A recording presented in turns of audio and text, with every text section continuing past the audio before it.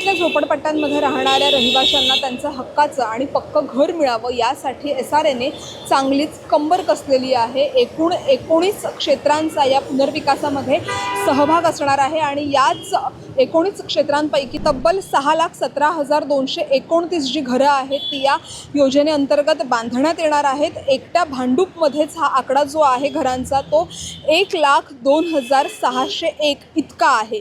समूह पुनर्विकास योजना ही जी आहे ती नोव्हेंबर 2023 मध्येच लागू करण्यात आलेली होती आणि या योजनेअंतर्गत जर आपण बघितलं तर मोठ्या एकत्रित अशा मोठ्या क्षेत्रफळामध्ये जी झोपडपट्टी आहे त्यांचा एकत्रित पुनर्विकास करता यावा यासाठी ही योजना जी आहे ती लागू करण्यात आलेली होती। जर आपण बघितलं तर 3,598 एकर एवढ्या क्षेत्रफळाच्या जागेवरती हा जो पुनर्विकास आहे तो आता होणार आहे।